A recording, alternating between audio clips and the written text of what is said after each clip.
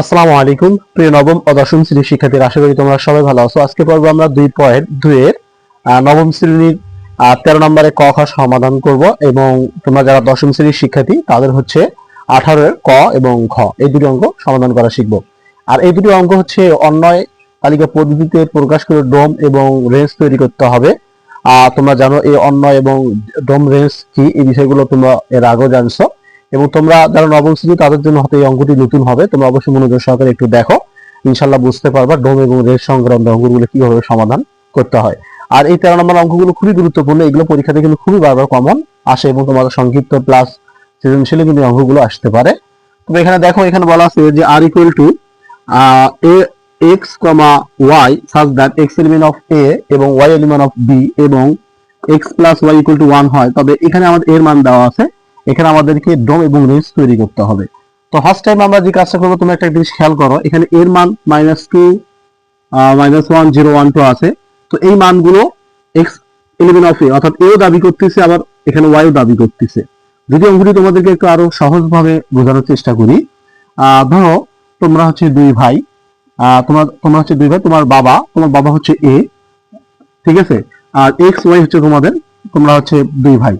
তো এখানে কিন্তু বাবার যে সম্পত্তি যেগুলো থাকবে সেগুলো কিন্তু তুমি দাবি করবা যেগুলো আমার, এবং তোমার যে ভাই সেও কিন্তু এগুলো দাবি করবে। তো এখানে একটা দেখো, এক্স এলিমেন্ট অফ এ মানে হচ্ছে কি, এখানে সদস্য বোঝাচ্ছে, অর্থাৎ এক্স হচ্ছে এর সদস্য, এর যতগুলো মান আছে সে এ দাবি এক্সও দাবি করতেছে, আবার এর যে মানগুলো আছে সেগুলো ওয়াইও দাবি করতেছে।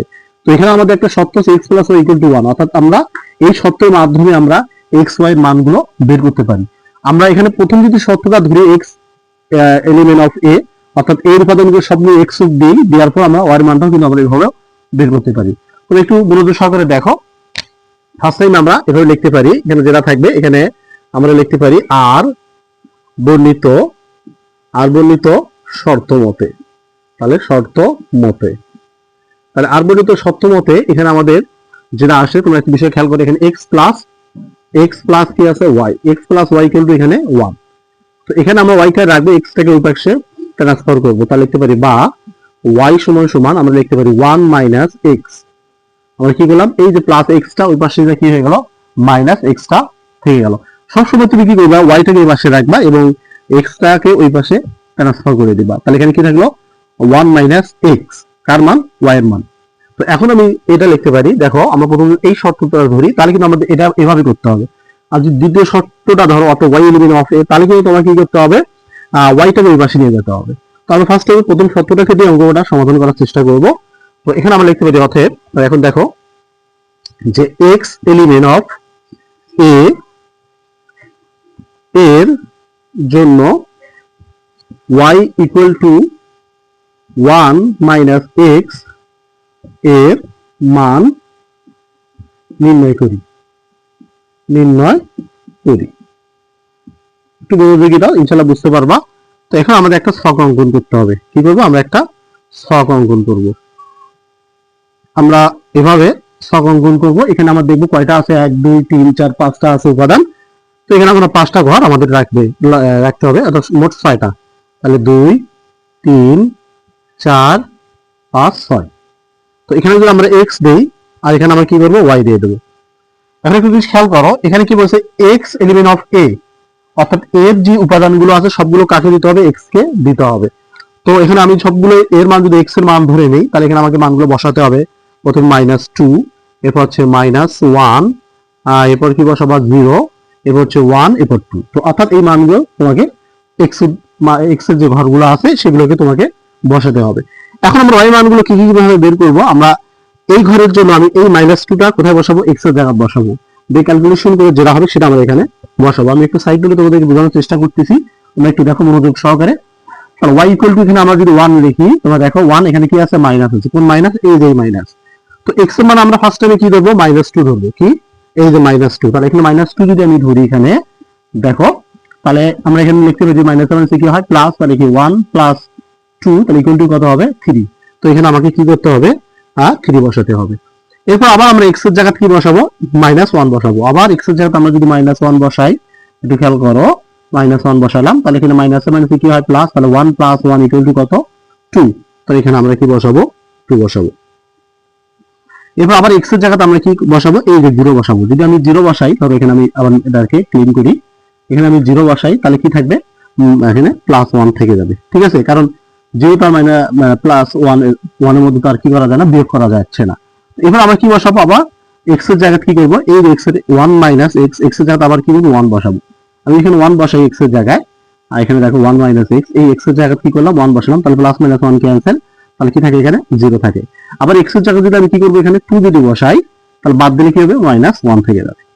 দেখো -1 হয়ে গেল, আমাদের কিন্তু y এর মানগুলো আমরা পেয়ে গেলাম। কিন্তু এখানে একটা সমস্যা হয়ে গেল কি, তোমরা দেখো এই যে 3, এই 3টা কিন্তু আমাদের এর উপাদানের মধ্যে নেই, অর্থাৎ এর যে মানগুলো আছে -2 0 -1 0 1 2, এগুলোর মধ্যে এই 3 কিন্তু নাই। তো আমরা এটা এভাবে লিখতে পারি যে 3 নট এলিমেন্ট অফ এ, মানে এর উপাদানের মধ্যে এই 3 নাই।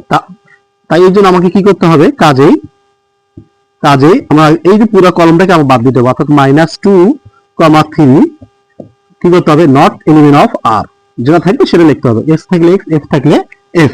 তাহলে এই উপাদানটা তোমাদেরকে আর নেওয়া যাবে না। তাহলে আমরা লিখতে পারি অতএব, তো আর ইকুয়াল টু আমরা লিখতে পারি এখান থেকে শুরু হবে, অর্থাৎ -1, 2 ফার্স্ট ব্র্যাকেট, আবার 0, 1 ফার্স্ট ব্র্যাকেট, এরপর 1, 0 ফার্স্ট ব্র্যাকেট, এবার 2, -1, এটা আমরা ফার্স্ট ব্র্যাকেট দেবো, এখানে কমা ব্যবহার করবো। ওকে, দেখে আমরা শেষে আমরা কি করবো, সেকেন্ড ব্র্যাকেট ক্লোজ করে দেবো। তো আশা করি এটা বুঝতে পারছো। তো এখন আমাদের কি বলছে, ডোম এবং রেঞ্জ তৈরি করতে হবে। তার ডোম গুলো কি, ডোম হচ্ছে প্রথম উপাদানগুলো ডোম, এখন যেমন -1, এরপর কি 0 1 2, এই প্রথম উপাদানগুলো ডোম। তো আমরা এখানে লিখতে পারি ডোম আর সমান এই যে -1, এরপর কি 0, এরপর কি 1, এবার 2, এরপর 1, 2, এখানে আমরা সেকেন্ড ব্র্যাকেট ক্লোজ করব। আর রেঞ্জ গুলো কি, রেঞ্জ হচ্ছে পর উপাদানগুলো, পর উপাদান কি আছে, এখানে 2 আছে, এরপর আছে 1 আছে, এরপর কি আছে 0 আছে, এরপর -1 আছে, তাহলে আমরা 0 দিতে পারি, এরপর -1 দিতে পারি, এখন আমরা সেকেন্ড ব্র্যাকেট ক্লোজ করব। তো এইটি হচ্ছে আমাদের প্রশ্নের সঠিক অ্যান্সার। তো আশা করি বুঝতে পারছো খুব ইজিলি। তোমরা বারবার যদি প্রশ্নগুলো দেখো ইনশাআল্লাহ বুঝতে পারবা। তো এখানে আমরা আবার বলি, ডোম হচ্ছে এই -1, এরপর হচ্ছে 0 1 2, এরপর রেঞ্জ হচ্ছে কি এই যে 2 +1 0 -1। তো এটা হচ্ছে আমাদের 13 নম্বর, অর্থাৎ তোমরা যারা নবম শ্রেণী 13 নম্বরে ক, আর দশম শ্রেণী হচ্ছে 18 নম্বরে ক। তো এখন আমরা খ নম্বর যে প্রশ্নটা আছে ইনশাআল্লাহ খ নম্বর প্রশ্নটি সমাধান করব। কন্টিনিউ ভিডিও দেখতে থাকো। আমার এখানে আছে দেখো f ইকুয়াল টু এখানে x, y such that x element of c এবং y element of c এবং y ইকুয়াল টু 2x হয়, তাহলে আমাকে c ইকুয়াল টু এখানে -1 0 1 2 3 আছে। তো এখানে আমাকে ডোম এবং রেঞ্জ তৈরি করতে হবে। তাহলে এখানে যেহেতু আমাদের বলছে f বর্ণিত, আমরা লিখতে পারি, এখানে আমাদের আগে ছিল r ছিল, এখানে আছে কি আছে f আছে। তো আমরা সেম আগের মতোই এই অঙ্কটি সমাধান করব। তো এটা আমরা এইভাবে লিখতে পারি f বর্ণিত শর্ত মতে। তাহলে এখানে শর্ত মতে কি আছে, এখানে এই যে y ইকুয়াল টু 2x আছে। তো এটা আমাদের কোনো কাজ করার প্রয়োজন নাই। তো এটা সেম সুন্দরভাবে সাজানো আছে, y ইকুয়াল টু 2x। আমরা এর আগে বলছিলাম সবসময় y থেকে এই পাশে রাখবা, আর যেগুলো থাকবে সেগুলো পাশে রেখে দিবা। তার যেহেতু এখানে 2x অর্থাৎ x 2 এর সঙ্গে কি করা আছে, গুণন অবস্থায় আছে। তো এখানে আর আমাদের কোনো কাজ করার প্রয়োজন নেই। তো এখন যদি আমরা প্রথমে এই শর্তটা ধরি, তোমরা দেখো, অর্থাৎ x এলিমেন্ট অফ c এর জন্য y ইকুয়াল টু 2x এর মান নির্ণয় করি। তো সেম আগের মতো আমরা এই কথাটা লিখবো। তো এখন আমাদের কি করতে হবে, আবার ছক দিতে হবে, আগে অঙ্কের মতো আমরা আরেকটা ছক অঙ্কন করব। তো একটু মনোযোগী সহকারে দেখো। তো আশা করা যায় তোমরা এই অঙ্কগুলো আর কখনোই ভুলবা না। এখানে আমাদের কয়টা আছে দেখো, উপাদান 1 2 3 4 5টা আছে। সেম আগের মতো আমরা 6টা ঘর করব। তাহলে 1 2 3 4 5 6। তো এখানে আমরা যদি x দেই, এখানে আমরা কি দেবো y। আর এখানে আমরা কি বলছি দেখো তো, x এলিমেন্ট অফ c, অর্থাৎ c এর উপাদানগুলো সবগুলো x এর ঘরে আমরা বসাবো। তো আমরা যদি এখানে -1 দেই, ওকে, এরপর কি দেবো 0 1 2 3। তো আশা করি বুঝতে পারছো। এখন আমরা কি করব, এই মানটা আমরা বসাবো, y এর মান এই ফাঁকা ঘরগুলো বসাবো। এই -1 যখন আমি এই যে x এর জায়গায় বসাবো, দিয়ে 2 সঙ্গে গুণন করব, তাহলে আমাদের কি হবে, এই ঘরের জন্য y এর মানটা বের হবে। তো তো এখন যদি আমরা এখানে সাইড নোটে আবার তোমাকে দেখানোর চেষ্টা করি, তাহলে y ইকুয়াল টু কি আছে এখানে 2x আছে। তো এখানে আমরা যদি x এর মানকে ফার্স্ট আমি -1 ধরি, তাহলে এখানে লিখতে পারি 2 ইনটু -1। তো -1 এর সঙ্গে 2 গুণন করলে কি হবে? -2 হবে। কি হবে? -2। এরপর আমরা যদি 0 বসাই, x এর জায়গায় যদি 0 বসাই, 0 এর সঙ্গে যদি 2 গুণন করো তাহলে কি হবে? এখানে 0 হবে। এরপর যখন 1 যদি বসাও, x এর জায়গায় 1 যদি বসাও তাহলে কি হবে? 2 কে 2 অর্থাৎ 2 হবে। এরপর আমরা যদি 2 বসাই x এর জায়গায়, তাহলে 2 ইনটু 2 তাহলে 2 দিয়ে কত হবে? 4 হবে। আবার যদি 3 যদি x এর জায়গায় বসাই তাহলে 3 দিয়ে গুণ কত হবে? 6। তো আশা করি তোমরা বুঝতে পারছো, খুব ইজি।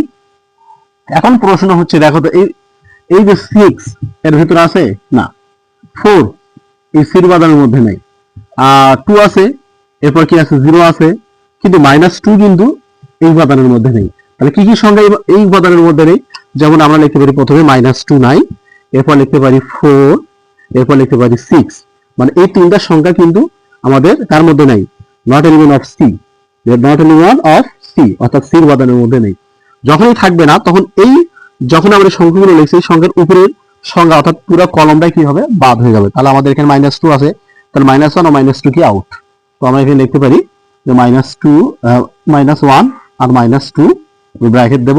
এরপর 4 কোথায় আছে? এই যে 4, তাহলে এখানে লিখতে পারি 2, 4, এরপর লিখতে পারি 3, 6, তাহলে লিখতে পারি not element of F, not element of F, অর্থাৎ এগুলো এফ এর মধ্যে নেওয়া যাবে না। তাহলে আমরা এফ সমান কি পাইলাম? তো আমরা এখানে এফ সমান আমরা পাবো হচ্ছে, দেখো এই মাঝখানে দুটো পাইলাম, ঠিক আছে, অর্থাৎ এই ঘর আর এই ঘর, বাকিগুলো কিন্তু আমাদের আউট হয়ে যাবে। কেননা দেখো এগুলো কিন্তু নট এলিমেন্ট অফ এফ। যদি এখানে দেখো -2 না, এখানে -2, তাহলে এই ঘরটা আমাদের আউট। এরপর কি আছে? 4 আছে এখানে, তাহলে 4 হলে এই ঘরটা আউট। তারপর 6 আছে, তাহলে এই ঘরটা আমাদের আউট। তাহলে কি থাকলো? মাঝখানে এই দুটো থেকে গেল। তো আমরা লিখতে পারি এই যে 0, 0 ফার্স্ট ব্র্যাকেট, আবার লিখতে পারি 1, 2 ফার্স্ট ব্র্যাকেট, দিয়ে আমরা এখানে সেকেন্ড ব্র্যাকেট ক্লোজ করে এখানে কমন ব্যবহার করব। এখন আমাদের ডোম গুলো কি হবে? সেম আগের মতো, ডোম f ইকুয়াল টু আমরা লিখতে পারি 0, 1, এই যে 0, 1। আর রেঞ্জ গুলো কি হবে? রেঞ্জ গুলো হবে সেম একই, পরের উপাদানগুলো সমান লিখতে পারি 0, 2। তো এটি হচ্ছে আমাদের এই প্রশ্নের সঠিক অ্যান্সার। তো আশা করি বুঝতে পারছো খুব ইজিলি এই অঙ্কগুলো। যদি আমার এই ভিডিওর মাধ্যমে তোমার সামান্যতম উপকার হয়ে থাকে, তার কৃতজ্ঞতা স্বরূপ তোমরা অবশ্যই চ্যানেলটাকে সাবস্ক্রাইব করে দিবা। যারা ফেসবুক পেজে আইডিতে আমার ভিডিও দেখতেছো, ভিডিও বিষয়ে ব্যবহারে শেয়ার করে দাও। আর আমরা প্রতি সপ্তাহে 2 দিন করে আমরা লাইভ ক্লাস নেই, তোমরা অবশ্যই লাইভ ক্লাসগুলোতে অবশ্যই অংশগ্রহণ করো। আর এই লাইভ ক্লাসগুলোতে আমরা তোমাদের সাথে সরাসরি আমাদের সেই কমিউনিকেশন হয়, যোগাযোগ হয়, এবং তোমাদের মনের ভাবগুলো আমরা বুঝতে পারি যে তোমাদের কোন কোন অধ্যায়ের সমস্যা।